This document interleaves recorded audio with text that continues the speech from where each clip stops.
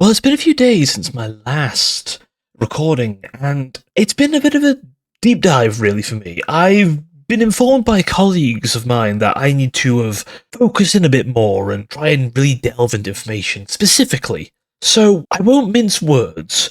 As you know, I'm the archivist known as Jerome, and today specifically, we are going to be delving into the nature of the Great Drought. Now, for many of you, especially if you've never left the city before, potentially you're listening to this from another nation, but most likely you're in Neo-Eden listening to this, and very likely you've never left the city before, so you aren't aware of the absolute hellscape outside there. In Neo-Eden, we have artificially induced rain to simulate it and reuse the waters, and honestly, it's a vanity thing, frankly. But we do it, and it feels natural, but here's the thing, outside of this city, that's not common. In fact, that's not heard of at all. So, out there is a vast desert. Truly vast. I mean the entire planet. Almost exclusively is desert. The only deviation from this are the few spots where the oceans were so deep that water yet remains. And what lives in there is robust and lethal, and some of it not natural. A topic for another day, but there is some water. Another place or two where you will find naturally occurring water. You will find the Amazon River and the area around the Amazon to still be moistened. This is due to extensive efforts from not just Neo-Eden, but every other nation of the faithful working together. Even the Stimmer clans, again a subject for another time, even those nomads will assist in seed planting and warding off those who would seek to disrupt it. You might ask why go through all this trouble, and well, where do you think our breathable air comes from? A vast majority of it is still that very jungle, and well, if you leave the city and you don't have the right breathing equipment, you may find yourself hard of breath, like climbing a great mountain. The air is thinner.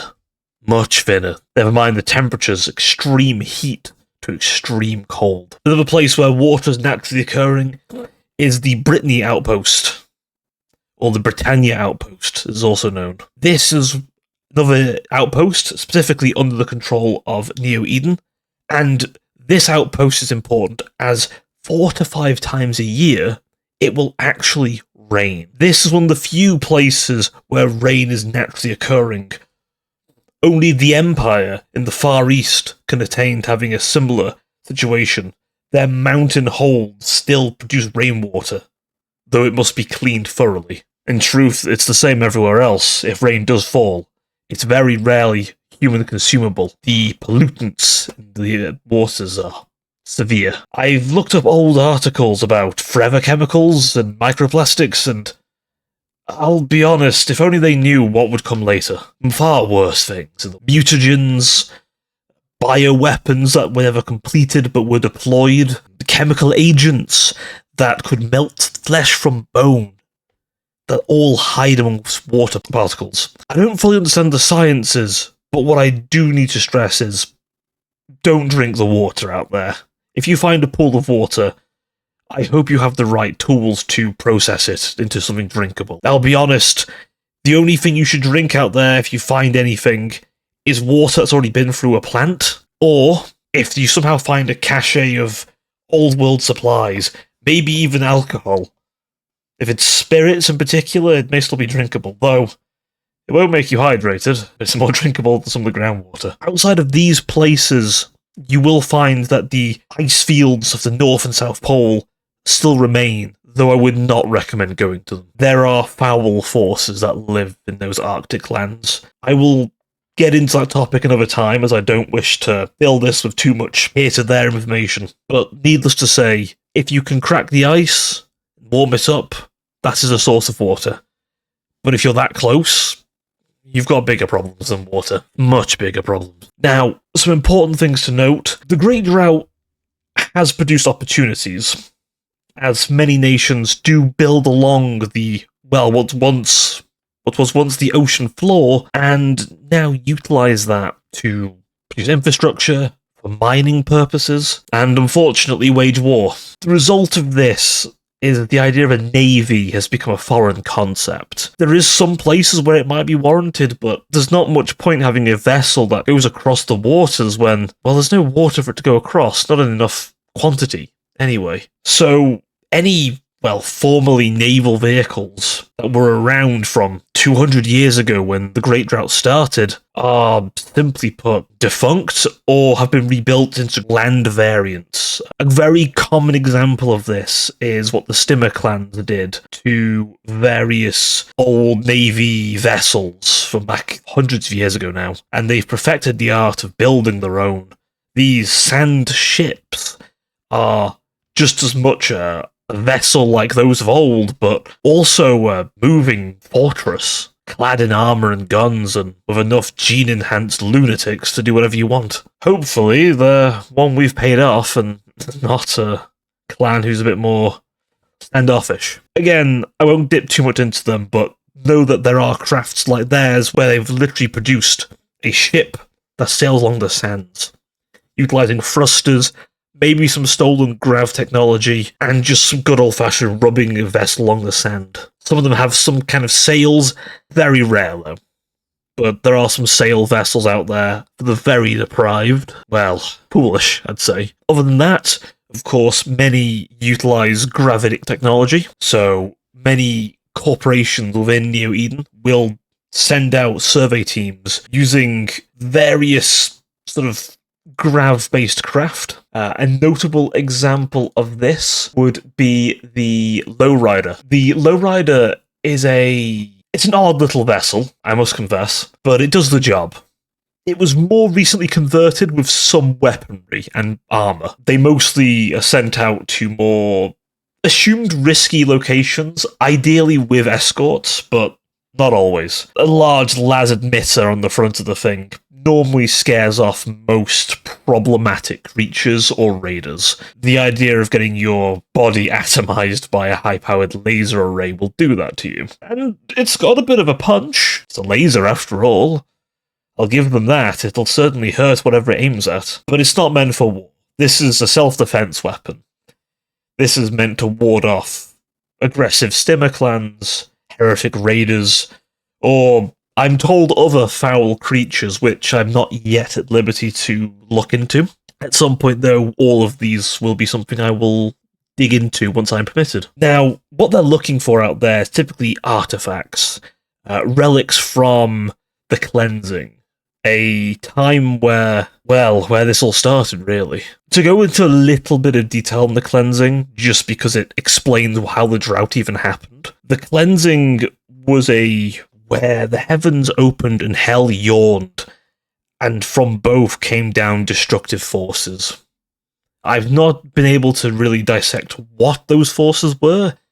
Again, a topic for another log. But it's important to understand the resulting war and the methods we had to use to defeat them both devastated the planet.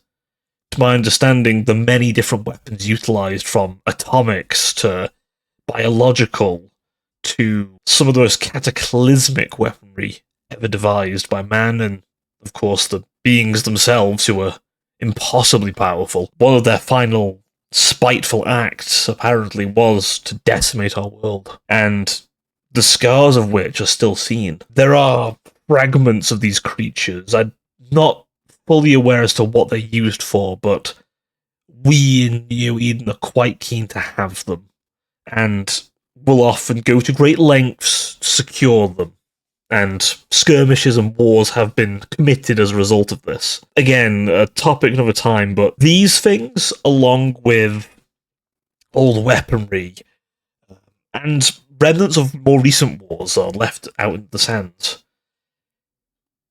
Unfortunately, others are also after them as well. The other thing to note is water. Any source of water is worth a war over now, and as such, many will send vast armies to secure clean water. So if a lake, underground or on ground, is discovered, well, you can imagine, battle ensues. Thankfully, it's not as common now, but at least a couple hundred years ago, after the cleansing had finished, there were many wars for water. And in later logs, I'll get into some of the forces that exist now. I've heard stories, and they're brutal. It's no wonder the world's in the state it's in, honestly. The idea of particle weapons shredding through the environment, every kind of ballistic, kinetic weapon utilized, tearing apart everything. Flame, chemical, biological, and in the most extreme cases, atomic, or close to. You can imagine, it doesn't leave a world healthy. The animals, as a result, have had to change as well. Most flora and fauna alike have all been affected. The plants, it's been a case of only the hardy survive. We've attempted to genetically engineer trees that dig deep into the former oceans and are able to take salt water. These trees are hardy, but not very fruitful. The ones engineered for city life are far more fruit-bearing, but we're hoping one day these trees will proliferate on their own and maybe our planet will look more green and blue again rather than, well, dull and sandy, barren. Other than that, of course, plants that have always existed in deserts have proliferated.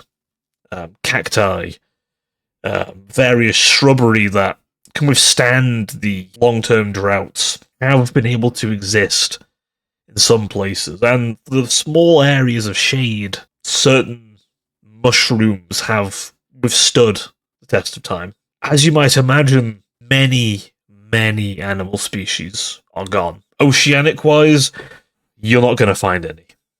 The oceans are dead. We find the bones of whales constantly. I imagine they were something to behold once. Beautiful, even. But you would be right in guessing they are no more. Some seemingly have adapted. Certain mollusks, like octopus and squid, have seemingly adapted and gone into these deeper recesses. Some, though, have dried themselves out and are able to operate in a limited capacity on land as a predator of sorts. Their mimicking ability able to blend in with the sand and rock, and, well, the sand squids are nothing to sniff at, to say the least.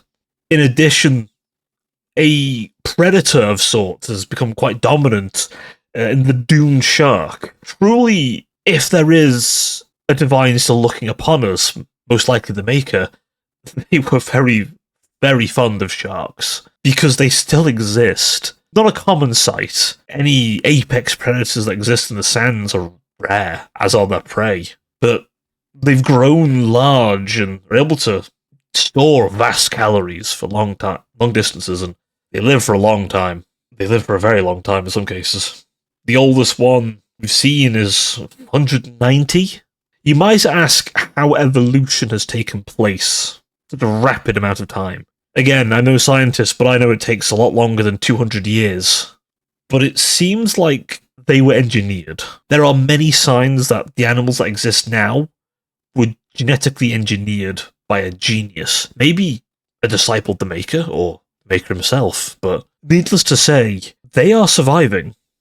And thriving, even. Not just them, but certain land-based animals. A good example, there are horses. Well, they're as close to a horse as we're going to get. They're almost akin to the horses of old, but they've developed these side humps. It would seem that they've been crossbred with camels at some point, and this genetic hybrid of the two still looks like a horse enough to the point where colloquially we just call them horses, but this steed is certainly able to survive, thriving off the small bits of water that exist and the cacti that produce it.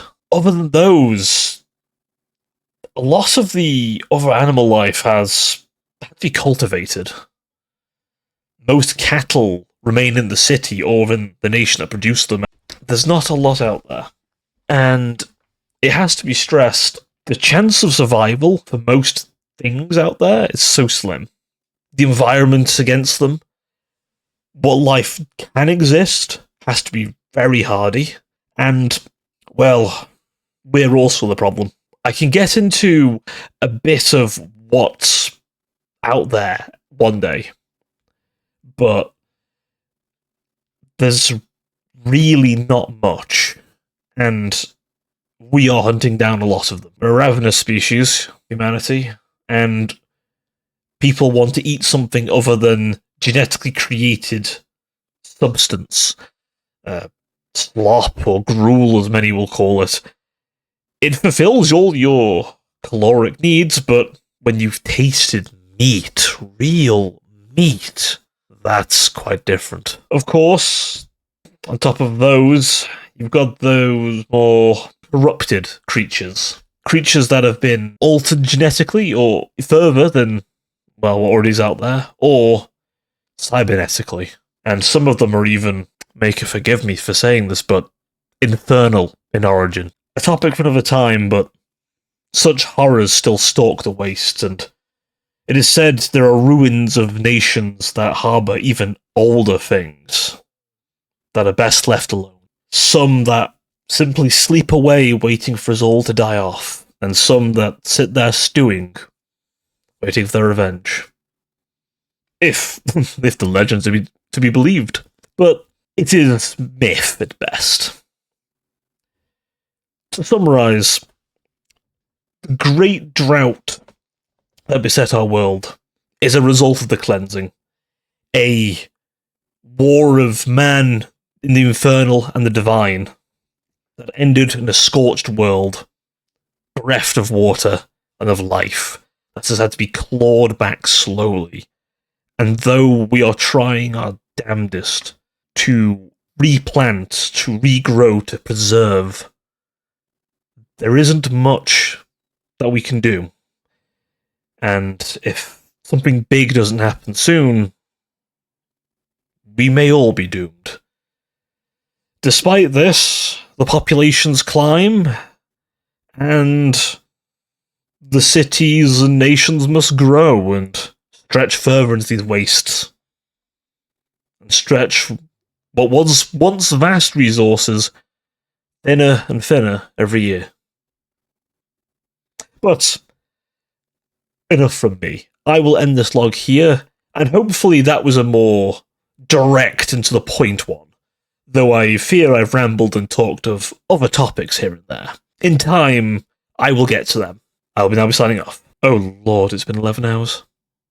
This was an audio from the Neo-Eden archives, featuring myself as the sole VA for this. Hopefully you all enjoyed, and I saw some requests for a more directed and specific log, so I'm hoping this is a bit more on topic. I've included a few other bits here and there, so hopefully it gives you a few more hooks to gauging interest for later. This setting is ongoing and developing, so please, if there's anything you want to know more about, let me know, and I will certainly endeavour to try and create and explain. Again, hopefully you had a good time, and I'm hoping I can keep these consistent for you. That being said, if you'd like to join me on any of my other platforms, please check the description down below. We have a Discord that's mostly for my VTuber activities, however, I have a section there for the Neo-Eden archive specifically. All videos uploaded will go to there. In addition, I post it on my Twitter and other places. A last thing from the YouTube side, I am going to see about making playlists for the different aspects of the setting, not just the speakers, as there will be different perspectives at some point, but also different factions, figures, and places in the setting. As such, I will look to create playlists that hopefully will make it easier to find what you're looking for down the road. But thank you very much for joining me in this audio log of the Neo-Eden archives. If you've liked, please hit the like button, subscribe, ring the bell, all the good things. Leave a comment, let me know how I did, and anything you might want improving. I am thoroughly taking account of anything you say when it comes to improvement, and hopefully that's demonstrative in this one. But until next time, ta for now.